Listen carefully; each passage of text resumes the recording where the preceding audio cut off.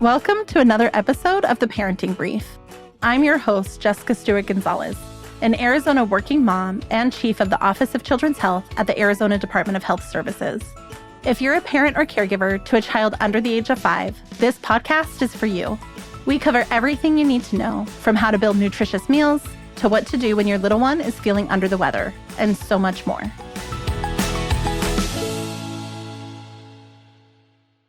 Thank you for joining me on this episode of The Parenting Brief. In past episodes, we've talked about the importance of doctor visits for infants and toddlers, but we haven't talked about navigating the medical system. Just booking a doctor's appointment for yourself can sometimes be overwhelming, and making sure every family member makes it to their regular checkup and maybe specialist appointments can be a juggling act. Today, we're talking about choosing providers, how to establish a trusting relationship with them, and how to advocate for the best care that meets your family's needs. Our guest explains what families with young children need to know when navigating the medical system. All of that is up next.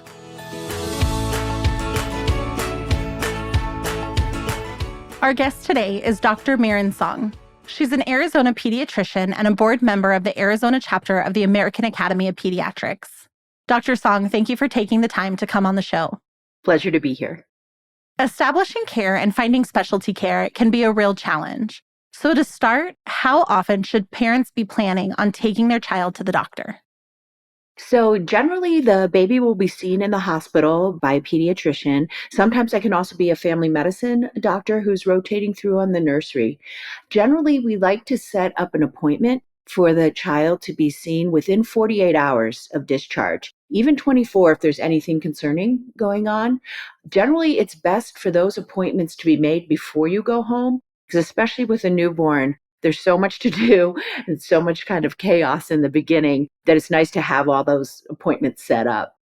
After the first checkup at 48 hours, generally the next standard visit is at 2 weeks, sooner if there's any concerns, but generally at 2 weeks, then at 2 months, 4 months, 6 months. After 6 months, we space out to every 3 months. So then 9 months, 12 months, 15 months, 18 months.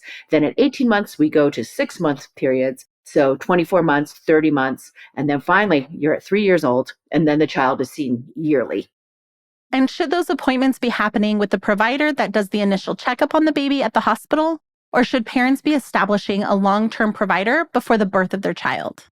I think it's great if they already have a pediatrician that their other children see, and they can follow up with that person, because that's the way the pediatrician's already familiar with the family issues, the family's health and dynamic, and it makes it a lot easier, I think, for the patient and the pediatrician. If you can go in and do like pre-visits and sort of interview different pediatricians, we call those meet and greets. And that way you can get a feel for if this provider is going to be a good fit for your family. And some people will see one pediatrician or 5 pediatricians and kind of pick who they'd like to see. Also, word of mouth is great. If you have friends who are thrilled with their pediatrician, usually that's a good bet too, that's going to work for your family. When is a telehealth appointment appropriate? Do you know whether or not providers will offer virtual well checks or sick visits? So telehealth, during the pandemic, we learned a lot about telehealth. Very convenient for some things. Generally, we found, though, for children under the age of 2, we really want to see them in the office. It's kind of, you need to lay eyes and hands on the child and make sure that their development is normal. And you don't want to miss something on a physical exam. So for the well child checks, maybe as they're getting older, it's okay. But then again, we're also, when they're entering the preteen years, we're checking for development, like sexual development and things. And those things you really need to see in the office. It's not really appropriate to do over a camera.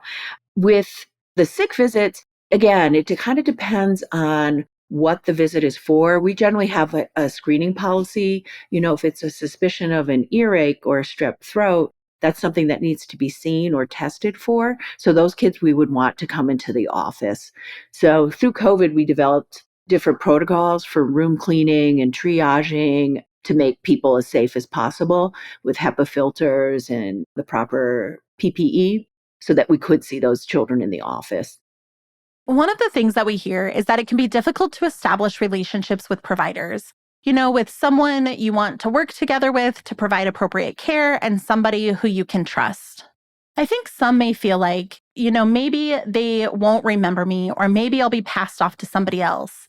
But the ability to have those relationships, even when you're not seeing each other regularly, makes parents feel really comfortable when they do need to go to the doctor. Definitely. I think another aspect of building that rapport is to find a pediatrician that is culturally sensitive to your background. We have a wide range of patients, Navajo, Hopi, Supai, Hispanic, from all over the world too now. And just kind of knowing what their traditions are and what's okay in their culture and not okay, to kind of feel out that situation and be respectful of it is very important too. In some of our work, we've done focus groups over time and we work with families, and there is a feeling that changing providers isn't something that you should do, especially if you're established.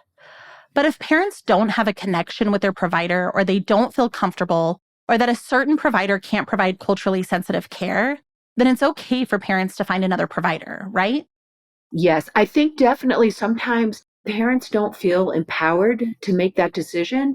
A provider might just say, "Oh, go make a visit for a 2-month follow-up." And they're thinking, "I don't really like this person," So they definitely should be like, "No, can you suggest perhaps another pediatrician or another provider who you think that might be more appropriate?"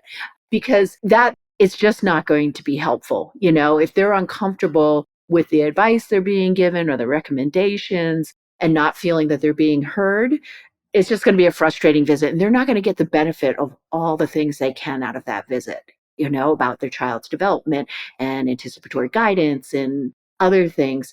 So I think they should definitely feel it's fine to shop around, and see a few people. Maybe you bring your child in for a sick visit and they see somebody else and you're like, wow, I really like that doctor. Then fine, set the next well child checkup with another person.